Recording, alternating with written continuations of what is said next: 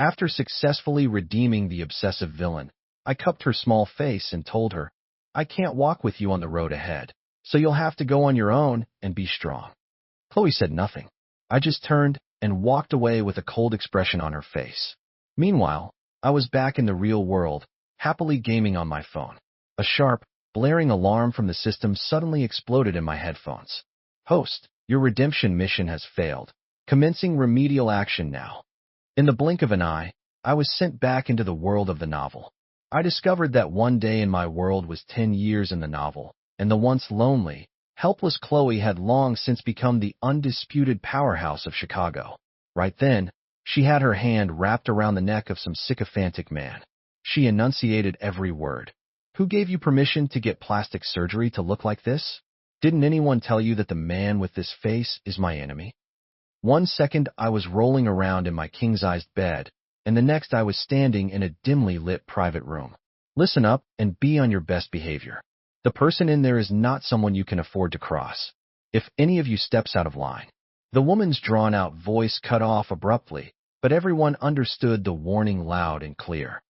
We understand, Ms. Rogers. Ms. Rogers, we know our limits. The young men in server uniforms next to me quickly chimed in. I was still in a daze, completely unable to process what was going on. Thankfully, I was tucked away in the corner where no one could see me. Sophia, why am I back here? Sophia is my system. The last thing I'd heard was the system telling me the mission was a failure. How could it have failed? I had clearly succeeded in redeeming Chloe. The status panel showed 100% completion. I was only able to go home because I completed the mission, wasn't I? So why was I dragged back here? Sophia sighed. Ethan, our last mission was a success, but a terrible feeling started to creep into my gut. Last time. That's right, last time. Because you left, Chloe's corruption level, which had been completely cleared, skyrocketed to 1,000%. She's in a worse state now than when you first met her. Worse than when I first met her. The first time I met Chloe, she was digging through a dumpster for food, and when she saw me get close, she tried to strangle me. I nearly died before my mission could even begin. It's really gotten that bad? After you left, we sent over 100 agents to try and redeem her. Every single one of them failed. We had no other choice but to bring you back. But I just got into bed. Even sweatshop workers get a break, and I haven't even had a chance to sit down. Ethan, please, I'm begging you. The Dimensional Stability Agency is out of options. If Chloe's corruption level isn't lowered soon, this entire dimension is going to collapse. My head was spinning. This isn't some ancient era or a fantasy world. It's the modern age. Please, Ethan, if this dimension is destroyed, I'll be completely formatted and wiped. Sophia might be a system, but her physical form is an adorable little calico cat. She pawed at my pant leg, her big, round eyes full of pleading. Please, Ethan. My heart melted, and I crouched down to pet her. Ms. Rogers, who had just stepped out, came back in. Is everyone ready? Her eyes swept over the group before she strode right up to me. She grabbed me by the back of my collar. Why aren't you changed yet? You're in here playing with a cat. Oh, I'm sorry, Ms. Rogers. I'm going right now. I apologize quickly. If I stick with Ms. Rogers, I can get to Chloe. Once I see her, I can just ask why her corruption level went up. Chloe was always so sweet and listened to everything I said. We just need to talk it out, and everything will be fine, I thought to myself, feeling incredibly optimistic. But Ms. Rogers's gaze lingered on my face for a moment. As I turned to get my uniform, I heard a contemptuous scoff from behind me. TCH. Another one with a death wish.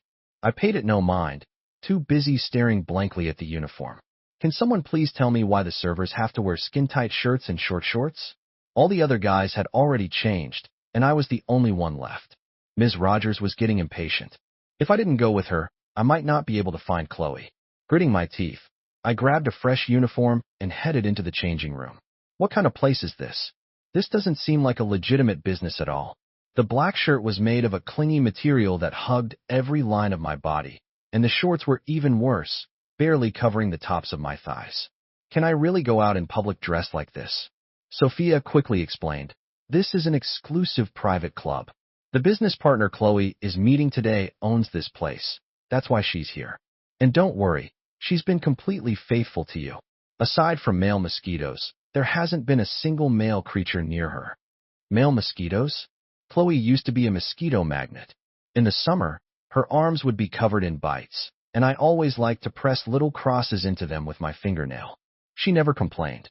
She was so sweet about it. I gave the shorts one last tug downward before finally leaving the changing room. Sophia trotted along right behind me. I was the last one out, so I took my place at the back of the line. The hallway outside was just as dimly lit as the room we'd left. No one said a word, and the only sound in the long, narrow corridor was our footsteps. This whole vibe is creepy, like a haunted house. I complained to Sophia in my head. Well, that's because Chloe's here. She's the guest of honor, so the owner cleared the entire club schedule just to host her. Chloe is that big of a deal?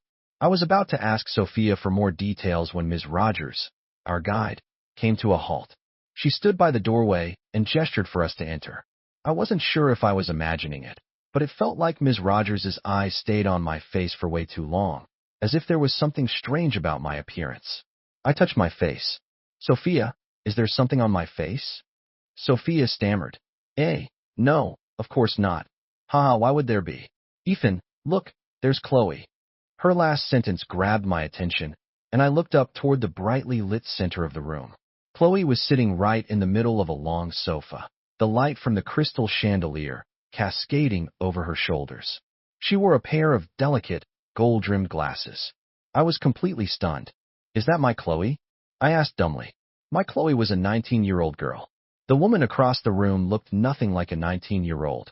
You'd have to add at least 10 years to account for the sophisticated, mature aura she radiated.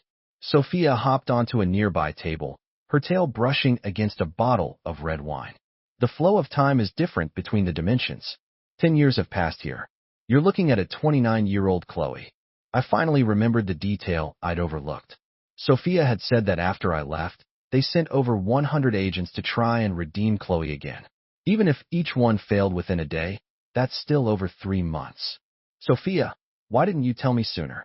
I see that when I first met Chloe, she was just a kid, and at 19, she was my age.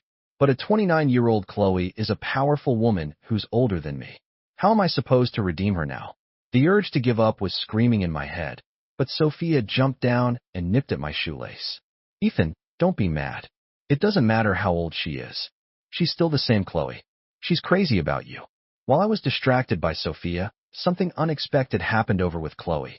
One of the guys from the front of our line swaggered over and tried to sit next to Chloe. Just as his fawning body was about to lean into her, a hand shot out and clamped around his throat. The sudden turn of events made everyone in the room hold their breath. Chloe's soft voice was unerringly clear in the silent room. Who gave you permission to get plastic surgery to look like this?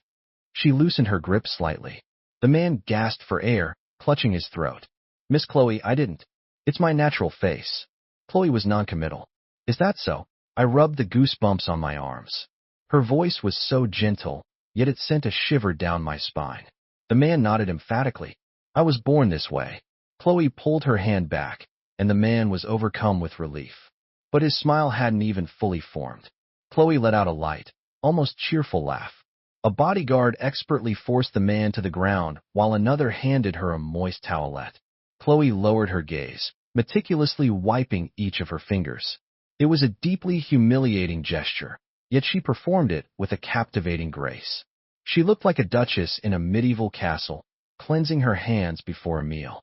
With a casual flick of her wrist, she tossed the used towelette, and it landed squarely on the man's face.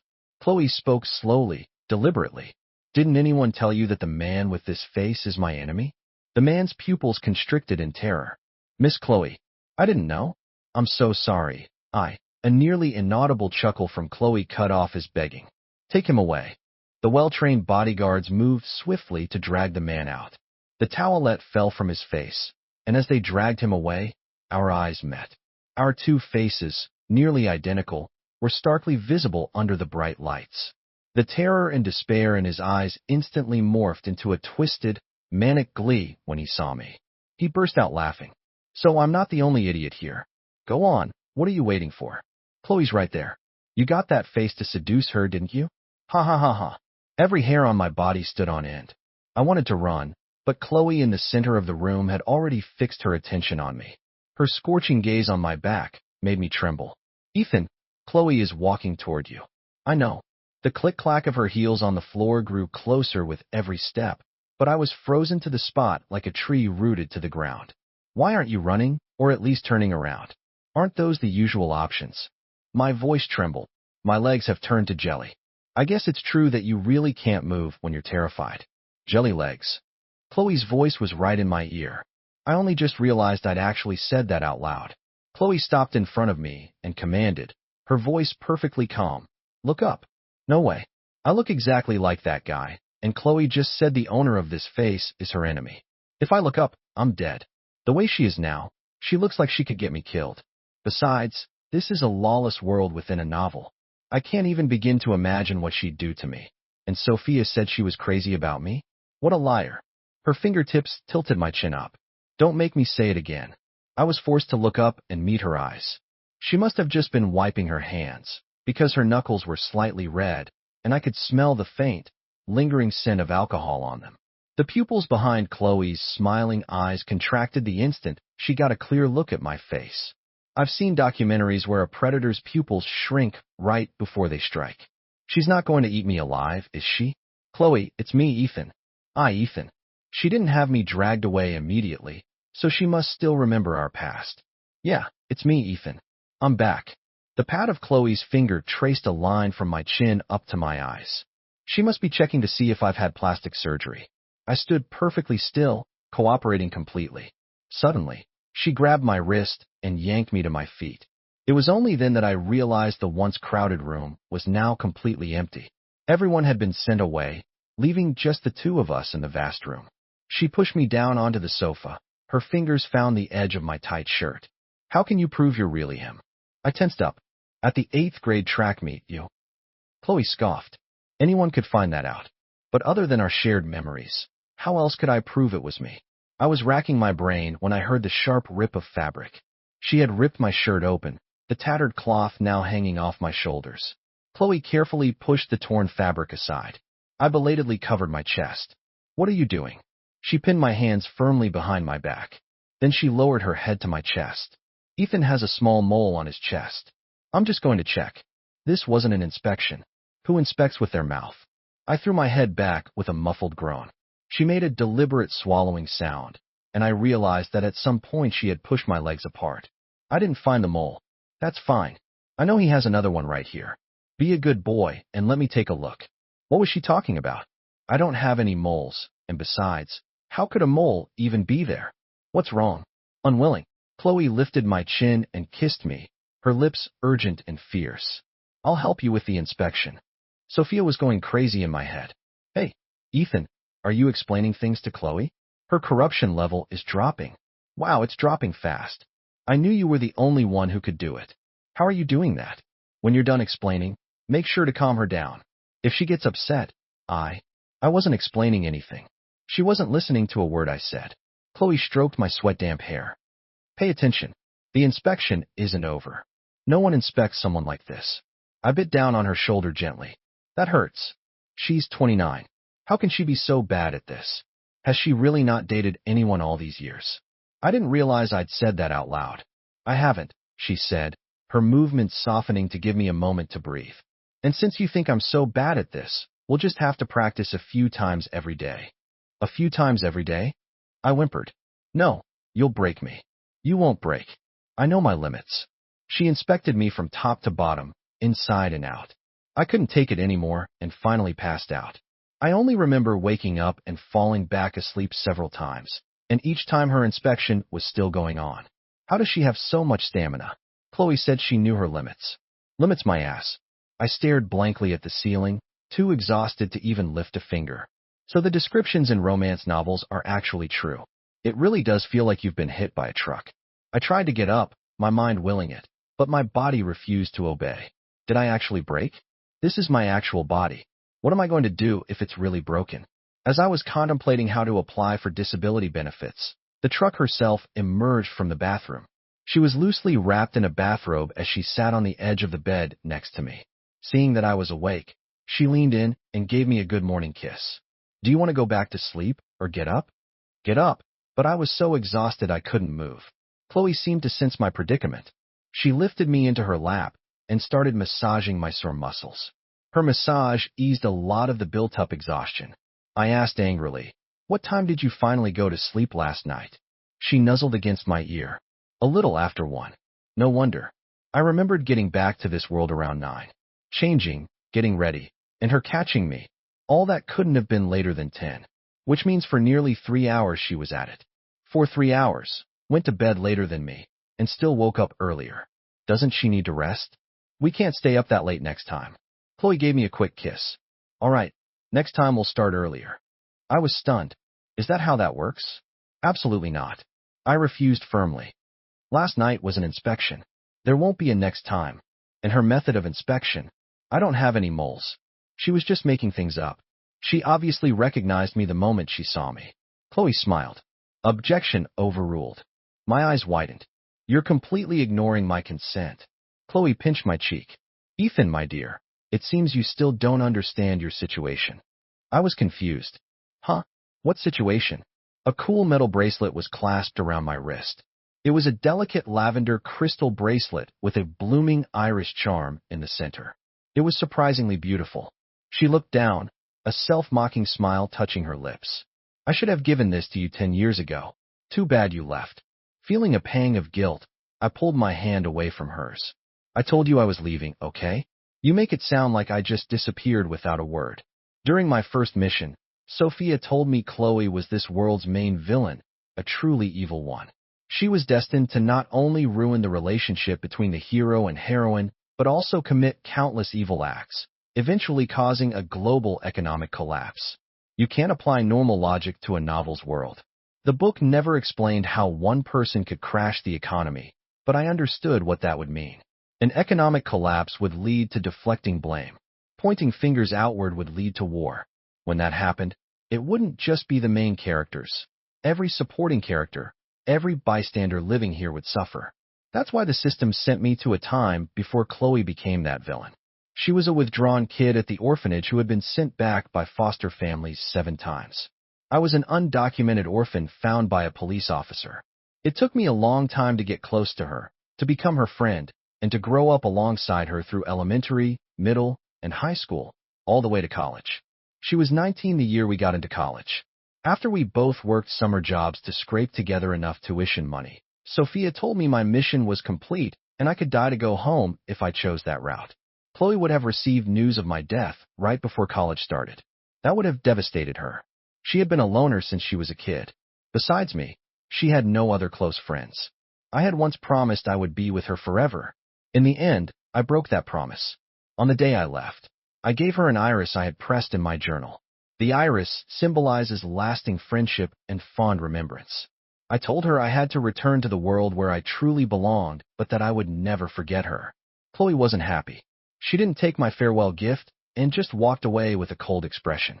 Sophia was rushing me, saying it was time to leave. I didn't try to stop her. I just went back to my world. It only happened a couple of days ago for me, but it feels like a lifetime has passed, and now that I'm back, my ears burned just thinking about last night. Before, the most intimate we'd ever been was a hug, or maybe she'd give me a piggyback ride. We'd never had this kind of intimate contact. Our pure friendship had definitely changed, and it seemed like Chloe wanted to continue this new kind of relationship. How could that be okay? She had been massaging my lower back, but after I finished explaining, her hand just rested on my skin. I could see the faint imprints of her fingers still on my waist from my peripheral vision, trophies from her efforts last night. I pressed her hand down. "Don't move." Chloe laughed. "Are you giving me orders?" This was bad. Her personality was completely different now, and she wasn't even trying to hide it. "No, it's not an order, but you can't just..." Ah, the world spun around me. She was on top of me again. "I've been too easy on you, Ethan," she said, her eyes dark as her thumb brushed against my lips. "Do I look like a pushover to you?" I shook my head frantically. "Not a pushover, definitely not a pushover. You're the one bullying me right now. Was leaving me once not enough? How many more times do you plan on abandoning me?" she asked, gripping my chin a little too tightly. "Do you redeemers even have hearts?" Chloe's hand pressed against my chest. My heart hammered against my ribs. Ethan, Did you get into a fight with Chloe? Her corruption level dropped to 200% last night, but now it's shot past 500. You two can't fight. Before I could even scream, Sophia's voice exploded in my head. Just humor her. She'll listen to anything you say as long as it's you. Please, Ethan, I'm begging you. My feelings for you were real. I swear. I blurted out, trying to placate her. She was terrifying like this. I knew I shouldn't have tried to redeem someone older than me. I can never figure out what they're thinking. We were having a perfectly normal conversation, and then she just suddenly got angry. Chloe gently caressed my cheek. The calluses on her palm tickled my skin. Why did you leave? She sounded hurt, but I felt even more wronged. My home isn't here. My family, my friends, they're all in another world. Was I supposed to just stay here and not go back? Chloe sneered. So that's what you call real feelings? Friendships are part of different stages in life. When I was with you, I truly saw you as my friend. People have many friends throughout their lives, but my parents only have one son. I muttered under my breath. Besides, it's not like I lied to you. If anything, you were the one who always gave me the cold shoulder, and I was practically your doormat, putting in all the effort. The only way for me to go home was to complete the mission. This world is fine, and I could have a normal life here, but I wanted to go home. This isn't my home. You didn't lie to me? Chloe scoffed. Then who was it that promised to be with me forever? Damn it. I should have just chosen the fake death option. It would have been so much better if I'd just died here. Then I wouldn't have to deal with her questions. I could just say I already spent my last life with you, and this newly resurrected version of me isn't part of that deal. But now all I could say was, but my life doesn't revolve around you. I have my own life to live. Our morning conversation ended abruptly. She locked me in the room. I stood on the balcony for a while, realizing that even if I managed to get out of the room, it wouldn't do me any good. God knows how I ended up in Chloe's private villa this morning when we were at that exclusive club last night. The security at this villa was top-notch. There were guards in the yard below, the walls were high, and several huge security guards were posted at the main gate. Even if I got out of the room, I couldn't get out of the villa. I leaned against the railing and sighed. A small calico cat navigated the ledge, squeezed through the railing, and leaped into my arms. Ethan, I finally found you. This place is so far from downtown, I walked all night. My paws are killing me. I picked up Sophia and furiously ruffled the fur on her head. You're too late. I've already screwed up the mission. The little calico tilted her head and blinked. So, really? The data on my end looks fine. What's fine? 250. I was speechless. I felt like that number was mocking me. I set Sophia on the railing and, out of boredom, gently pinched her furry cheeks. What am I supposed to do now? She's locked me in here. Sophia didn't know either. After a moment of thought, she replied, maybe we could try to escape? Think we can make it? Let's give it a shot. The two of us, one human and one cat, began our grand bedsheet repurposing project. Sophia was in charge of ripping the sheets into strips, and I was responsible for tying them together. After tying the final knot, I dangled Sophia from the end of it to test its strength. I dusted off my hands. Perfect. What's perfect? I thought it was Sophia and answered without thinking. Our escape rope. A warm hand rested on the back of my neck. Escape, yep. The moment the word left my mouth, I realized something was wrong. The calico cat was sitting on the bed, blinking furiously at me. Chloe lifted me with one hand and picked Sophia up by the scruff of her neck with the other. Did Sophia convince you to run away? Sophia's fur stood on end. What does a cat have to do with it? He's the one who wanted to run. Don't you dare blame the cat. Chloe sat on the edge of the bed, pulling me onto her lap. Then she tucked Sophia into my arms. She took my hand and made me pet the cat with her. That voice last night. That was her. The voice from last night. A jolt went through me. Could she hear Sophia? This cat appears and disappears with you. In 10 years, I've never once seen you feed it, Chloe said, lifting Sophia up. So this is your system. She wrapped an arm around my waist and smiled at Sophia. Convince him to run away again, and I'll have you shipped to another country. I turned my head stiffly, not realizing how close she was, and my lips brushed the corner of her mouth. Her eyes darkened. The next second, Sophia was tossed into the bathroom, and I was pinned against the door. Her kiss was forceful, leaving me no room to object. Half lifted off the ground, I felt completely unstable and had to wrap my arms around her neck for support. I whimpered, not here. Oh, so this is how you're explaining things? No wonder I got thrown in the bathroom. I can't hear a thing, so don't mind me. Wait, don't be so rough. The bed is right there. You're going to break the door. You jerk. I bit her, but she seemed to take it as encouragement. Chloe toyed with a lock of my hair. Still planning on running? Not wanting to back down, I retorted, You bet I am. She chuckled. The only thing tough about you is your mouth. Our fingers locked together. The Irish charm on my bracelet clinked against the glass door. I buried my face in her shoulder. Chloe, can we go to the bed? Chloe ignored me, asking instead, Do you know what floor we're on? I whimpered, answering a different question entirely. I can't hold on much longer. You were really going to climb down from 30 feet up? She gripped my chin. Don't cry. This is your punishment. She wasn't listening to me, and she was being mean.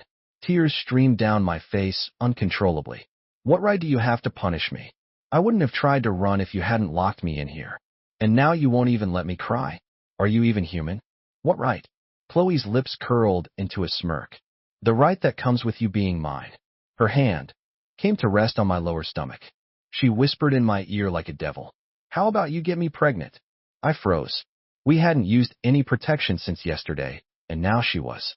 I'm not actually going to become a father, am I? Can I even become a father in this world? Hearing my unspoken question, Sophia answered, You can. You're here in your physical body this time. You're both human, so there's no reproductive barrier. Theoretically, as long as you're both healthy, the chances of pregnancy are very high. Chloe murmured, Did you hear that, Ethan? We could have a child very soon. And if it doesn't happen right away, that's fine. We have plenty of time. It'll happen eventually. A chill ran through me, as if I'd been plunged into ice water. How could she? How could she do this? Would you prefer a boy or a girl? She asked, painting a picture for me. How about we have two? Do you think our baby will look more like you or me? I felt cold all over. My nails dug into her arm as I stared directly into her eyes. If you get pregnant, I'll make you get rid of it. I'm not staying here. Chloe is the mission target. A child is not in this world. I had deliberately avoided getting to know too many people or making friends. I knew that one day I would have to leave. I couldn't stay here for anyone, not even for a child. Since we'd been reunited, it felt like we hadn't had a single proper conversation. We were either fighting or on the verge of a fight. We were never like this before. She used to be so sweet and agreeable. She would never have forced me to do anything I didn't want to. But I'd forgotten that 10 years stood between the girl I knew and the woman in front of me. Chloe smiled gently. That's not up to you. She kept me locked up for a month. I was on edge the entire time, terrified that one day she would tell me she was pregnant. I didn't mind being with her, but the thought of becoming a father, no, absolutely not. I buried my face in Sophia's fur, growing more miserable the more I thought about it. I just turned 19. How could I be a father? Just because you like someone, does that mean you have to stay? Even if she wanted me to stay, she shouldn't have resorted to this. This was no different from being kidnapped and forced to have a child. The calico cat's tail brushed against my cheek. Don't be upset. I have a way to get you home. You'll be erased. Sophia licked her paw lazily. I'm just a string of data to begin with. Most systems don't even have names. Only a few top-tier ones who complete tons of missions gain self-awareness and choose names for themselves. Her little paws kneaded my knee. Sophia sighed. I didn't have a name before you gave me one. I was just System 287285. A sliver of hope sparked within me. Can I really go home? I don't want a child. Sophia nuzzled my hand. I suggest you stay for one more month. There's been a new development with Chloe. What kind of development? She already has me locked up in here. We've been practicing our technique every day for the past month. I have to admit, she's gotten much better.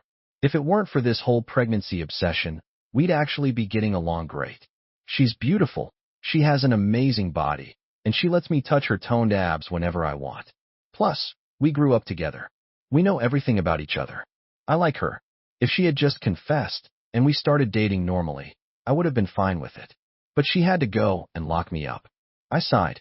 Why couldn't we have been from the same world? Sophia hesitated. Just wait a little longer.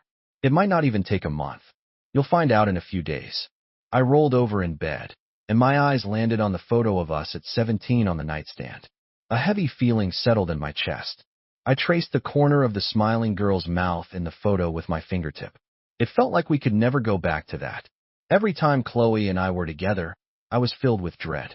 I was terrified that one day she'd get pregnant, just like she wanted, and I'd develop some strange paternal affection for the child and end up giving up my own life to stay here.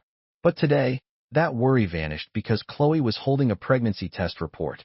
I took it from her, completely bewildered. The words were in English, but I couldn't seem to understand them. Patient, Chloe. Status, 5 weeks pregnant. Huh? You're really pregnant. Chloe took my hand and pressed it against her stomach. What do you feel? Your abs? Chloe said, That's our child. I was speechless. I asked in all seriousness, Do I look like an idiot to you? She couldn't possibly think some weird trick like this would convince me to stay. Just then, Sophia hopped onto the sofa. Chloe picked her up and sat her down on the other side. Ethan, she's telling the truth. She's pregnant. I was shocked. This is the new development you mentioned? Sophia sounded guilty. Yeah, isn't this a development? She's a woman. Hey, this is a romance novel world, remember? Haven't you ever read a story where the villain causes the heroine to have a car accident and one of her miscarried twins magically ends up in the villain's womb? If that can happen, a woman getting pregnant is nothing. I was confused. I came to this world before the main plot started, and I haven't even met the hero and heroine since I've been back. I had no idea that was part of the story. If this was real, then Chloe being pregnant was perfectly normal by this world's standards. I carefully touched her flat stomach as if I might break something. You're really pregnant. Chloe pulled me into an embrace, but I quickly pulled away. Don't. What if you put pressure on your stomach? Her expression darkened. I'm not that fragile. I shook my head and sat down beside her instead. Chloe took my wrist. Hey, you have to take responsibility for me. So when she talked about having a baby, she meant she would be the one to carry it. I had been worried for nothing. I thought about it for a moment, then nodded. I'm sorry, Mom. I really want to come home, but I'm more curious to see how this baby is going to be born. And besides, it's my child. Using a child to trap a lover is an incredibly foolish thing to do, but that didn't stop Chloe from doing exactly that. I pressed my ear against her stomach, trying to figure out where the baby was even growing. Her stomach? Somewhere else. The baby could attach to any organ, but it could only survive in a uterus. Would she be okay? And if she really had this baby, what was I supposed to do? For the third time, I said to Chloe, You should get rid of it, for your own sake. Chloe refused. Other than her stomach getting a little bigger, her pregnancy didn't seem to change her at all. If Sophia hadn't confirmed she was really pregnant, I would have just assumed she'd gained some weight. I'd heard some women barely show when they're pregnant, but I never expected Chloe to be one of them. I started frantically buying all sorts of baby supplies. A stroller, a crib, formula, everything. I started to feel restless. The room was starting to feel more and more like a home. Our photo, the stuffed animals on the bed, the matching mugs. Every detail screamed that two people lived in this room. What's bothering you? Sophia hopped onto my lap. I stroked her soft fur and rubbed my cheek against her head. I want to go home, but I can't just abandon Chloe. Sophia thought for a moment, then pulled up the status panel. Actually, our mission is almost done. Chloe's corruption level is only at 20%. As soon as she has the baby, you'll be able to leave. And what if she gets corrupted again after I leave? Will I just be sent back here again? Abandoning my partner and child doesn't seem right. The little calico tilted her head and looked at me seriously.